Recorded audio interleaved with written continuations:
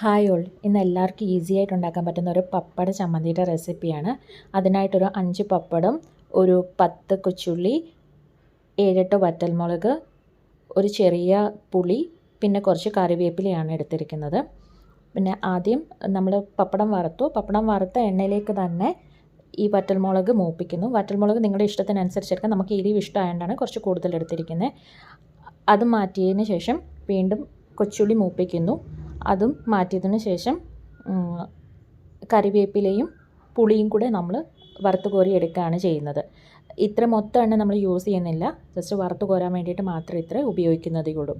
അതിന് ശേഷം ഇതെല്ലാം നമ്മൾ മിക്സിയുടെ ജാറിലേക്ക് ഇട്ട് നല്ലതായിട്ട് ക്രഷ് ചെയ്യുക. ഒപ്പം ഉപ്പും കൂടെ ചേർക്കാൻ മറക്കരുത്. പപ്പടം ലാസ്റ്റ് മാത്രമേ നമ്മൾ ഒരു തവണ ബാക്കി ഇൻഗ്രീഡിയൻസ് എല്ലാം ക്രഷ് ചെയ്തതിന് ശേഷം പപ്പടം ലാസ്റ്റ് ഇട്ട് ഒന്നും കൂടെ ക്രഷ് ചെയ്യുകയാണ് ചെയ്യുന്നത്. പിന്നെ ഞങ്ങൾ ഇതിനകത്തൊരു സീക്രട്ട് ഇൻഗ്രീഡിയൻ്റ് ഉണ്ട്. എനിക്കൊരു കുട്ടി ഷെഫും കൂടിയുണ്ട്. ആളാണ് എനിക്കിതെല്ലാം പ്രിപ്പയർ ചെയ്യാനായിട്ട് സഹായിക്കുന്നത്. കൊച്ചുകുട്ടികളെ നമുക്ക് എല്ലാ കാര്യങ്ങളും കുട്ടിക്കാലം മുതൽ പഠിപ്പിക്കാം എന്നുള്ള ഒരു എന്താ പറയുക, ഒരു തോട്ടം ഉള്ളതുകൊണ്ടാണ് നമ്മൾ എല്ലാ കാര്യങ്ങളും കുട്ടികളെ കൂടെ ഇൻവോൾവ് ചെയ്യിക്കുന്നത്. അവർ ഭയങ്കര ഹാപ്പിയായിട്ട് ചെയ്യുന്ന ഒരു കാര്യമാണ്.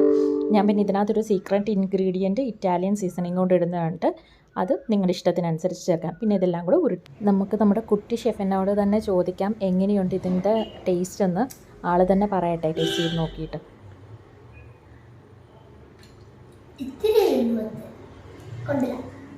ഇഷ്ടപ്പെട്ടോ?